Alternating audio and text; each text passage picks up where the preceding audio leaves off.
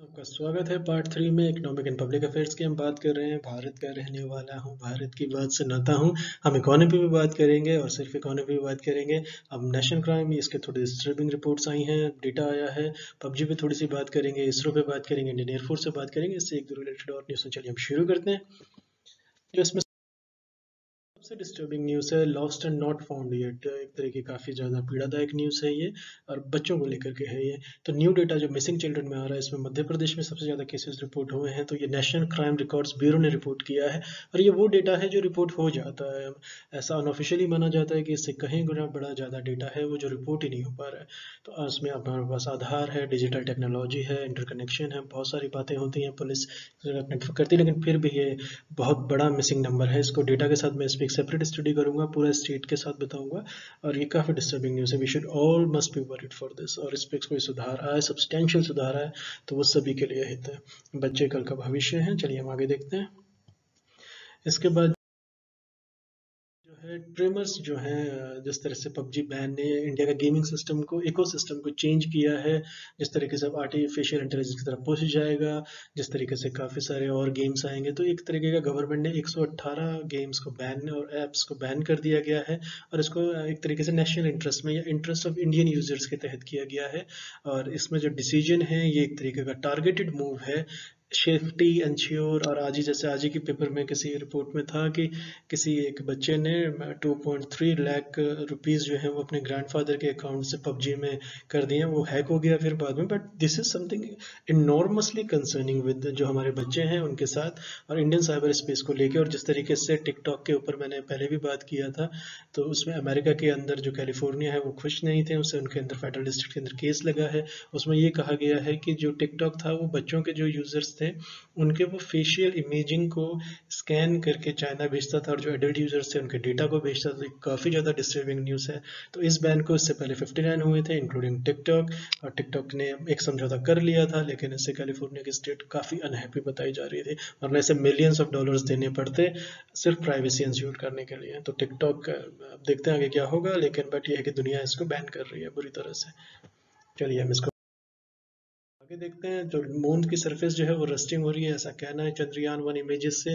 तो इसरो का ये मेडन मिशन था मून का, और मिशन मंगल भी है, एक बहुत इंपॉर्टेंट है। तो इन्होंने जो इमेजेस दी हैं उन्होंने कहा है कि, और ये जितेंद्र सिंह का कहना है, प्राइम मिनिस्टर ऑफिस से ये मंत्री हैं। और इसके बाद जो इंडियन एयरफोर्स है, इन्होंने नाइट फ्लाइट ऑप्स किया है, और ये फोर्स इसको गेम चेंजर की तरह देख रही है। ये इंपॉर्टेंट है कि अगर जिस तरीके से स्ट्रेस है वहाँ पे, जिस तरीके से टेंशन है, हमारे जो फॉरेन मिनिस्टर हैं जयशंकर जी, वो ये कह रहे हैं कि बहुत ज़्यादा सेंसिटिव इशू है और बहुत ज़्यादा कंसर्निंग है। और ये बहुत ज़्यादा जिस तरीके से चाइनीज़ जो है वो आमदा हैं एक तरीके से उसको स्टेटस को चेंज करने के लिए। इंडिया ने काफ़ी प्रेशर किया था। हमारे डिफेंस मिनिस्टर ने रशिया में जो अभी शंघाई कॉरपोरेशन की मीट थी उसके बाद वो ईरान भी गए हैं, और उसके बाद उन्होंने काफ़ी शब्दों कहा था स्टेटस को चेंज नहीं होना चाहिए, लेकिन चाइना चाइना है, चाइना नहीं मानने वाला है। तो इंडियन एयरफोर्स इसको एक गेम चेंजर की तरह देख रहा है। और अभी जो ईस्टर्न लद्दाख में ये सब चल रहा है, इसके बाद देखते हैं कि हमारा किस तरह से कॉम्बैक्ट होगा। इसके बाद जो कई पिटिशनर थे, ये बहुत दुखद बात है कि जो बहुत ज़्यादा हर जो इंस्टीट्यूट स्टूडेंट है पॉलिटिकल साइंस का, सिविल सर्विसेज का, यूपीएससी का और सर्विसेज का, बीएसएससी वगैरह का, केशवानंदा भारती केस, ये आइकॉनिक केस था। इनकी दुखद मृत्यु हो गई है, और ये लैंडमार्क जजमेंट के लिए था, लेकिन अब ये नहीं रहे हैं, तो मे ही रेस्ट इन पीस। और इसमें जो राजनाथ सिंह हैं, ये ईरानियन डिफेंस मिनिस्टर के साथ उन्होंने डिस्कस किया है। उनका नाम है ब्रिगेडियर जनरल अमीर हातमीन तेहरान।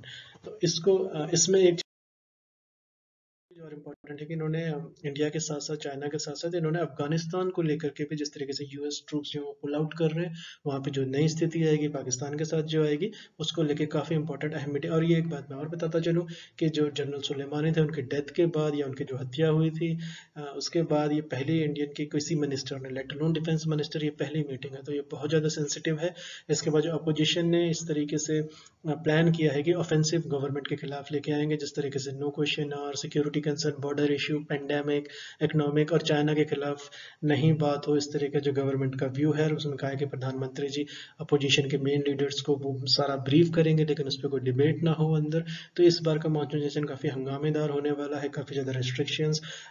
जो स्पीकर साहब हैं, जो ओम बिरला जी हैं, उन्होंने भी कहा है कि जो केसेस जो कोर्ट में चल रहे हैं उन पर ना बात की जाए।